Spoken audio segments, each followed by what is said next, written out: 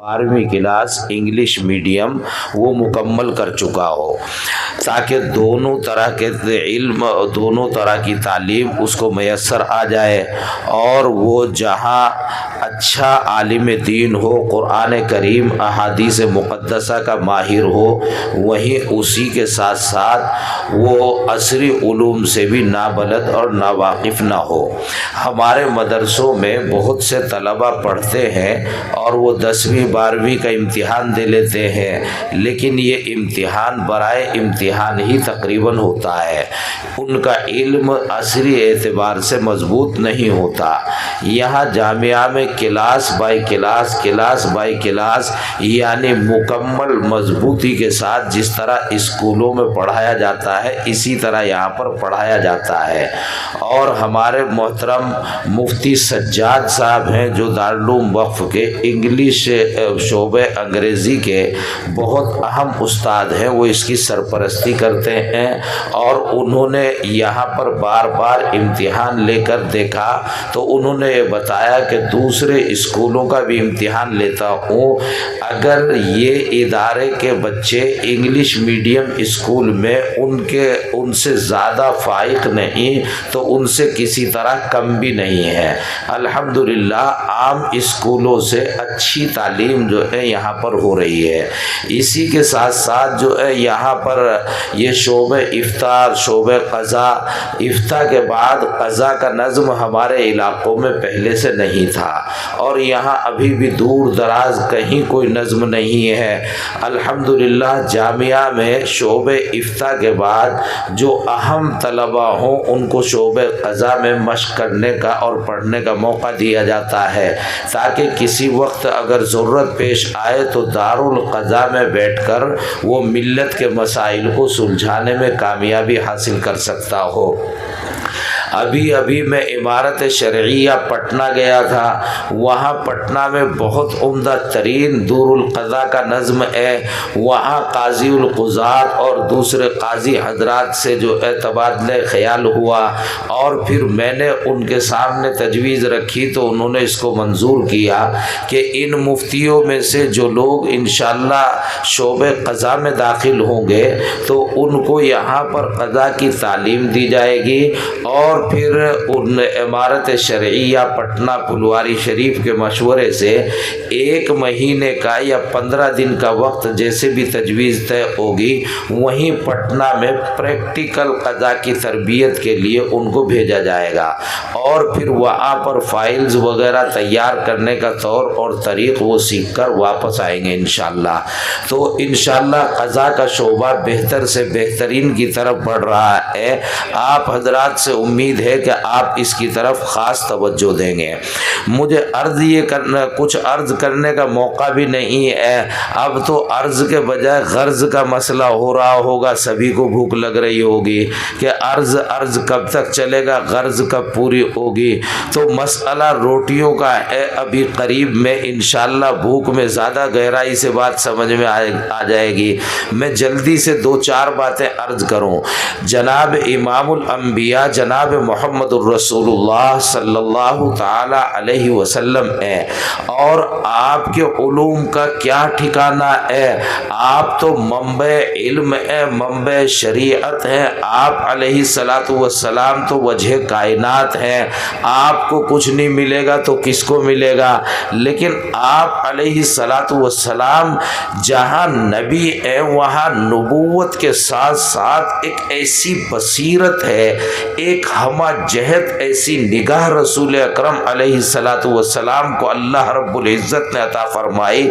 دنیا میں تلاش کرنے کوئی متبادل کسی جز میں میسر نہیں آتا۔ رسول اکرم علیہ الصلاۃ والسلام کی کیا صلاحیتیں تھیں، مکہ مکرمہ کے احوال سے گزرتے غالباً 10 12 13 برس کی زندگی گزری ہے، اور ایک دم اتنے کم مختصر مختصر سے وقت میں ایسا انقلاب آیا کہ مشرق و مغرب میں صحابہ رضی اللہ تعالی عنہم اجمعین سیاسی طور سے ہو، سماجی طور سے ہو، معاشی طور سے ہو، اقتصادی طور سے ہو، ہر اعتبار سے جو ہے ترقی کے بام عروج پر پہنچ گئے۔ غربت تھی تو مالداری آ گئی۔ حضرت ابو ہریرہ رضی اللہ تعالی عنہ عجیب و غریب صورتحال، اب بہت مشہور ان کے واقعات ہیں کہ انتہائی غربت میں مدرسے کے ایک طالب علم تھے اور بہت بھوک پیاس، کھجور بھی کھانے کو میسر نہیں آتی تھی۔ حضرت عمر فاروق رضی اللہ تعالی عنہ کا دور آیا ہے تو مسجد نبوی میں حضرت عمر رضی اللہ عنہ مال کی تقسیم کر رہے تھے۔ مال تقسیم کرتے ہوئے ابو ہریرہ بھی قریب میں کھڑے ہوئے تھے۔ وہ بڑی عمر کے بوڑھے آدمی ہو چکے تھے جب، تو حضرت ابو ہریرہ رضی اللہ تعالی عنہ کو چھینک آئی۔ انہوں نے منہ صاف کرنے کے لیے دستی نکالی تو منہ صاف تو کر لیا، لیکن واپس دستی کو رکھتے ہوئے ہاتھ یہاں پر رک گیا، اور ہاتھ روک کر انہوں نے یوں کہا کہ اپنے آپ کو کہ ابو ہریرہ تو وہی آدمی ہے کہ جب بھوک کے چکر کھا کھا کے گر جاتا تھا، لوگ یوں سمجھتے تھے اسے مرگی کا دورہ ہو گیا، حالانکہ مجھے بھوک کا دورہ پڑا ہوا ہوتا تھا، مجھے روٹی کھانے کو میسر نہیں آتی تھی۔ آج اللہ نے اتنا مال دیا ہے کہ اگر ناک صاف کرنے کے لیے دستی جیب سے نکالی تو وہ بھی ریشم کی ہے، بیش قیمت، انتہائی گراں قدر۔ یعنی یوں ہی نہیں کہ علم دین، نماز اور روزہ اور حج اور زکوٰۃ ہی میں کمال کا درجہ حاصل کیا ہو، نہیں، سیاست ہے، سماج ہے، مالداری ہے، ہر میدان میں رسول اکرم علیہ السلام نے ملت کو ایسے تفوق کے بام عروج اور بلندی پر پہنچایا ہے کہ کوئی جہت ایسی نہیں تھی کہ جس سے کمزوری رہ گئی ہو۔ یہ تمام طریقے رسول اکرم علیہ السلام نے اختیار کرائے اور عصری اور دینی ہر اعتبار سے ان کو مضبوط بنانے کی کوشش کی۔ مشہور واقعہ ہے کہ جنگ بدر میں رسول اکرم صلی اللہ علیہ وسلم کے پاس دشمن قیدی گرفتار ہو کر آئے، متعدد آرا سامنے آئے، لیکن رسول اکرم علیہ السلام نے دیکھا کہ جناب ہمارے لوگ جو نئے نئے مسلمان ہو رہے ہیں، پرانے ہیں، وہ پڑھنا لکھنا جانتے نہیں، تو انہوں نے یہ طے کیا، حالانکہ لاکھوں روپے قیدیوں کو چھوڑنے میں مل سکتے تھے اور غربت میں پیسوں کی زیادہ ضرورت تھی، لیکن رسول اکرم علیہ السلام نے فیصلہ یہ فرمایا ہے کہ ایک وہ غیر مسلم جو قیدی ہے ہمارے 10 مسلمانوں کو پڑھنا اور لکھنا سکھا دے، بس اس کا فدیہ یہی ہے، اس جنگی مجرم قیدی کو اسی کے بدلے آزاد کر دیا جائے گا، نہ قتل کیا جائے گا اور نہ مال و دولت دیا جائے گا۔ اب بتاؤ، تو کافر مشرک آدمی تھا، وہ کون سا قرآن کریم کی آیتیں ان کو سکھا رہا تھا؟ تو ان سے علوم دنیاویہ رسول اکرم علیہ السلام نے صحابہ کو سکھوائے ہیں۔ تو یہ دونوں طریقے ہیں، یعنی دنیا بھی آج سے چھوڑنی نہیں ہے، اسے بھی اللہ نے ارشاد فرمایا یرثھا عبادی الصالحون، اور آخرت کا دامن بھی آج سے نہ چھوٹے۔ میں نے ایک آیت پڑھی، اس میں اللہ رب العزت نے ارشاد فرمایا کہ 2 چیزیں ظاہری طور پر ہم نے آپ کو عطا فرمائی، وَجَعَلَ لَكُمُ السَّمْعَ وَالْأَبْصَارَ، آنکھیں بھی دی ہیں آپ کو اور سننے کے لیے کان بھی دیے ہیں، آپ ان سے متعدد علوم کو حاصل کر سکتے ہیں، لیکن جو بھی کچھ آپ کو میسر ہے، چاہے وہ علمی حیثیت سے ہے یا عملی حیثیت سے ہے، ظاہری اور اقتصادی اور سماجی ترقیات سے ہے یا دینی ترقیات سے والافئدہ، ان تمام کا لب لباب یہ ہے کہ آپ کے دلوں پر وہ سب کچھ اثر انداز ہے یا نہیں۔ اگر آپ کے دل اس سے اللہ کی طرف متوجہ ہو گئے تو خیر ہے، اور دل متوجہ نہیں ہوئے تو پھر وہ شیطان کی طرف سے ایک دھوکہ ہے، وہ کوئی علم ہے نہ وہ کوئی مال ہے نہ کوئی وہ تقوی ہے نہ وہ کوئی طہارت ہے۔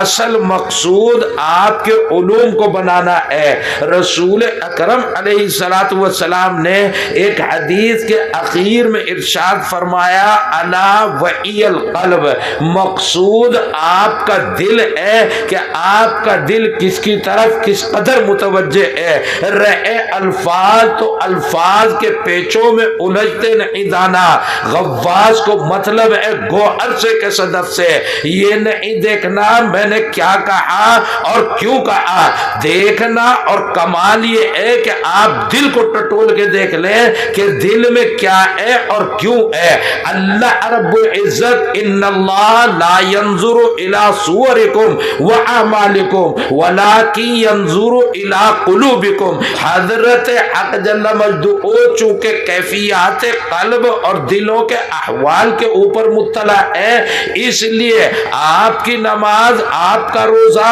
آپ کی زکوٰۃ، آپ کا پڑھنا، آپ کا پڑھانا، آپ کا اسکول، آپ کا مدرسہ، یہ تمام کا لب لباب یہ ہے کہ قرآن کریم جب اولین درجے میں نازل ہو رہا تھا تو اللہ نے ارشاد فرمایا تھا اقرأ بسم ربک الذی خلق، پڑھتے تو رہنا، پڑھائی تو تمہارا نشان امتیاز ہے، لیکن اگر یہ پڑھائی رب کائنات سے آپ کو وابستہ کرتی ہے تو پھر آپ کامیاب ہیں، اور اگر یہ پڑھائی رب کائنات سے غافل کرنے کا سبب بنتی ہے تو پھر آپ ناکام اور نامراد ہیں۔ تو طلبہ عزیز سے خصوصیت کے ساتھ درخواست ہے کہ اپنے قلوب کو ٹٹولتے رہنا، اور یہ قلوب بنتے کب ہیں؟ یہ قلوب اہل اللہ کے قریب رہنے سے بنتے ہیں۔ کسی صاحب نسبت بزرگ کے ہاتھ میں اپنا ہاتھ اور اپنا دامن وابستگی اختیار کیے رکھنا یہ دیوبند کا ایک امتیاز ہے۔ دیوبند کیا ہے؟ دیوبندیت کیا ہے؟ تقریر طویل ہو جائے گی۔ امتیاز یہ ہے کہ آپ کے ظاہری اعتبار سے بھی آپ مسلح ہو، علوم آپ کے دنیاوی اور دینی تمام مضبوط اور مستحکم ہو، آپ لیکچرر بنے، پروفیسر بنے، انجینئر بنے، آئی ایس بنے، آئی پی ایس بنے، کیا بھی اعلیٰ سے اعلیٰ ترقیات حاصل کریں، لیکن آپ کے قلب میں یہ ہو کہ اللہ ہے، اور اللہ کے لیے آپ کو کیا کرنا ہے، اللہ کی طرف آپ کے دل اگر متوجہ ہے تو آپ کامیاب ہیں، ہر موقع پر کامیاب رہیں گے۔ اللہ رب الطلبہ سے ایک لفظ اور عرض کر دو، یوں تو ہمارے مولانا مفتی محمد عمران صاحب نے بہت تفصیل سے آپ کو سمجھا دیا کہ علم کے ساتھ ساتھ سلامت طبعی کا خاص خیال رکھنا۔ تمام مزاج مارکیٹ میں جاؤ گے ایک طرح کے نہیں ملیں گے، آپ کو ہر طرح کے احوال سے واسطہ پڑے گا، آپ کو تمام لوگوں کو لے کر کیسے چل سکتے ہیں اس کو آپ کو سیکھنا ہے اور اس کو آپ کو سمجھنا ہے، کہیں برسنے کی ضرورت نہیں۔ رسول اکرم علیہ الصلوۃ والسلام تو عجیب و غریب انداز پر تربیت فرماتے تھے، ان کی تعلیم چاہے 19 رہی ہو مگر صحابہ کی تربیت وہ کمال درجے کی تھی، وہ کمال درجے کی تھی کہ کسی میدان میں اس تربیت نے انہیں ناکام نہیں ہونے دیا ہے۔ آپ بھی وہی ہے، آج کا تو ذخیر دنیا اور ذخیر آخرت سب آپ ہی ہے، آپ ہی نانوتوی ہے، آپ ہی گنگوئی ہے، آپ ہی تھانوی ہے، آپ ہی میں سے کچھ کو پیدا ہونا ہے۔ احساس کمتری کی ضرورت نہیں، راتوں کو اللہ کے سامنے رو اور دن میں محنت اور جد و جہد اور قوم کی خدمت کے لیے فکر اپنے اندر پیدا کرو، عملی زندگی اختیار کرو، اللہ رب العزت آپ کا ناصر، حامی اور مددگار ہو۔ میں تفصیل تو نہیں کرنا چاہتا مگر چند باتیں آپ کے سامنے عرض کر دیتا ہوں۔ ہمارے دارالعلوم وقف دیوبند کے بہت ہی موقر اور بہت ہی عظیم نسبتوں کے عامل ہمارے برادر اکبر حضرت مولانا سید احمد خضر شاہ مسعودی دامت برکاتہم، جو دارالعلوم وقف دیوبند کے شیخ الحدیث اور ناظم مجلس تعلیمی یعنی ناظم تعلیمات ہے، ان کی طبیعت کافی دنوں سے ناساز چل رہی ہے، کبھی افاقہ ہو جاتا ہے، کبھی پھر بیماری کی طرف، کبھی پھر شفا کی طرف۔ اس مرتبہ وہ ختم بخاری شریف کا جو ان کا اہم پروگرام ہوتا ہے اس میں بھی تشریف نہیں لا پائے، بلکہ پرسوں میری ملاقات ہوئی تو میں نے بھی یہی کہا کہ بھائی ابھی باہر نکلنے کی کوشش ہی نہ کرو،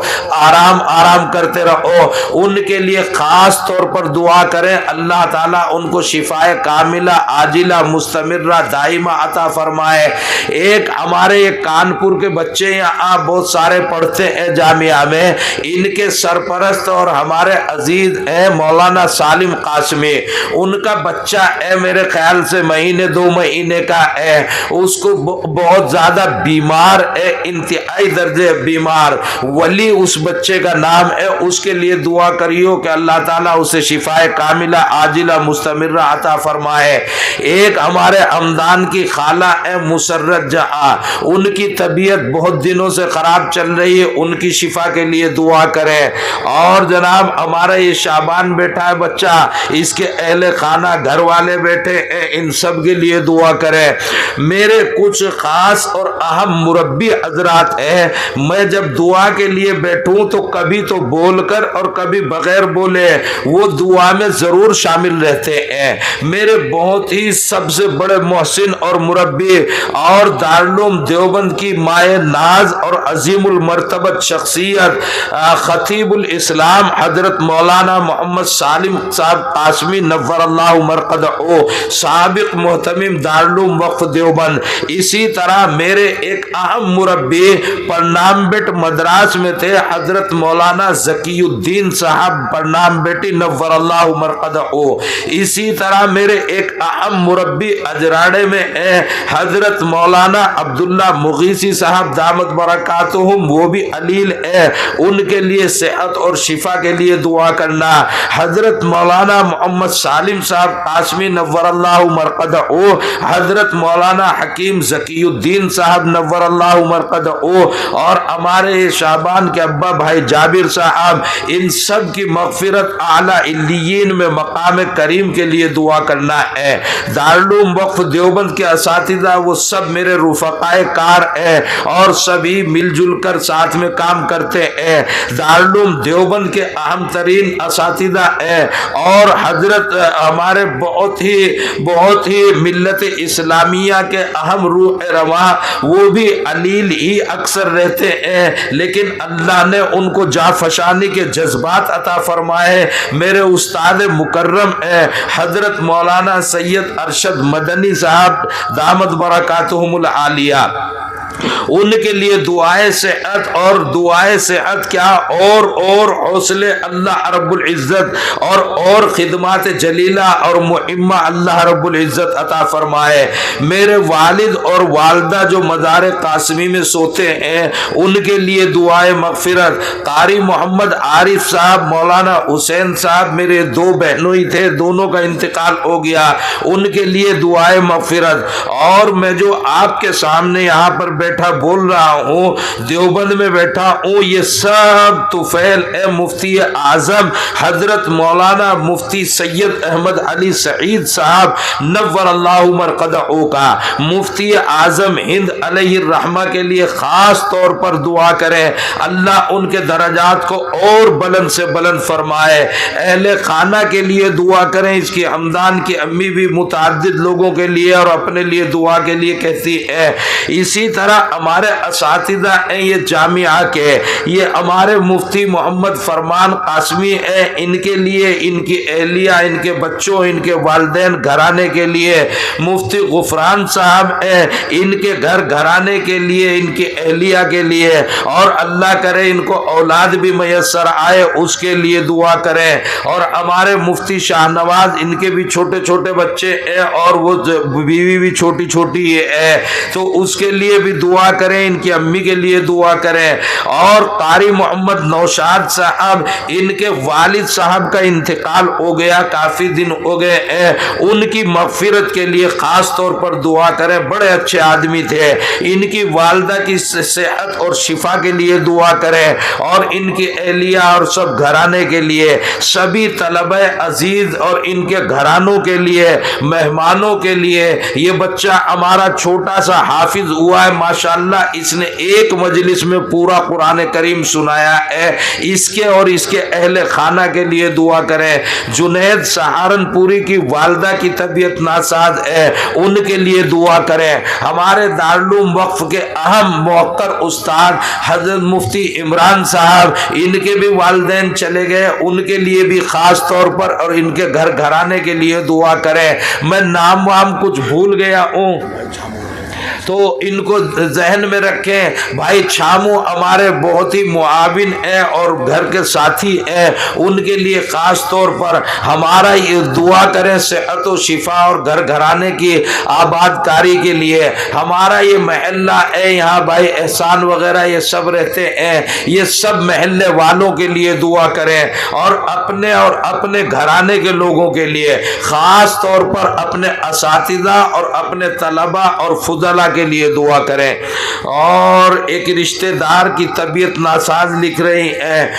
خیر النساء ان لونی سے، ان کے لیے صدر المدرسین شیخ الحدیث جامعہ محمود المدارس مسوری حضرت مولانا مسعود صاحب دامت برکاتہم کی طبیعت ناساز ہے، حضرت مولانا مسعود صاحب دامت برکاتہم سے ہدایہ رابع میں نے پڑھی ہے، ان کے لیے خاص طور پر دعا کریں کہ اللہ تعالیٰ ان کو شفا کاملہ عطا فرمائے۔ ہمارے اور سب یہ معاونین حضرات ہیں، ان کے لیے سب دعائیں مغفرت کریں۔ ہمارا یہ انوار کھڑا ہوا ہے، اس نے اپنے والد مرحوم کے لیے پیسے بھی دیے، ان کے والد مرحوم کی مغفرت اعلیٰ علیین میں مقام کریم کے لیے دعا کریں، اللہ تعالیٰ سبھی کے مقاصد میں کامیابی عطا فرمائے۔ اور بھائی خاص طور پر اس وقت ملت کا مسئلہ بڑا اہم ہے، یہ تو ہمارا انفرادی مسئلہ ہو گیا، اجتماعی طور پر ملک میں اور بیرون ملک عالم میں ایک مسئلہ عجیب و غریب قسم کی تاریخ ہے، ان سب کے لیے دعا کریں، اللہ ملت کو استحکام عطا فرمائے، ہمارے ملک میں خوب ترقی اور خوشحالی آئے، اور اس ملک میں ملت اسلامیہ کی بھرپور حفاظت ہو۔ ہمارا یہ صوبان بیٹھا ہوا ہے، یہ تو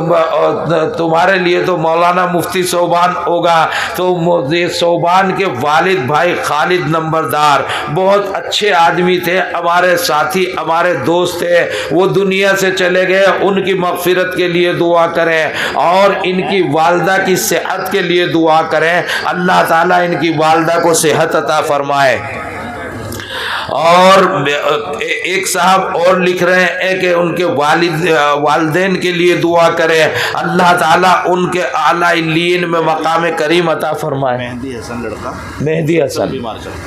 مسلسل بیمار، مہدی حسن بچہ یہ افتاء میں پڑھتا ہے، اور ایک جو ہے ناظرہ حفظ میں پڑھتا ہے عبید، یہ بچے برابر بیمار چل رہے ہیں، ان کے لیے شفا یابی کی دعا کریں، اللہ تعالیٰ ان کو صحت و شفا عطا فرمائے۔ بھائی سبھی ہاتھ اٹھائیں اور یقین کے ساتھ دعا کریں کہ اللہ رب العزت ہماری دعاؤں کو ضرور بھی ضرور قبول فرمائیں گے۔ اللہم صلی علی سیدنا و مولانا محمد وعلا آل سیدنا و مولانا محمد وبارک وسلم۔ یا اللہ ہماری خطاؤں کو معاف فرما، یا اللہ ہمارے گناہوں کو معاف فرما، یا اللہ ہم سب کے لیے خیر کے فیصلے فرما، یا اللہ عزت و رفعت کے فیصلے فرما، یا ارحم الراحمین ہم ظاہر و باطن ہر اعتبار سے آپ کے محتاج ہیں، یا اللہ ہماری مدد کے فیصلے فرما، یا ارحم الراحمین ہمارے کاروبار میں برکت عطا فرما، اے اللہ یہ مدرسے کا تعاون کر کے گئے ہیں، اے اللہ ان کی خاص طور پر مدد فرما، یا اللہ سب کے کاروبار میں برکت عطا فرما، روزیوں میں برکت عطا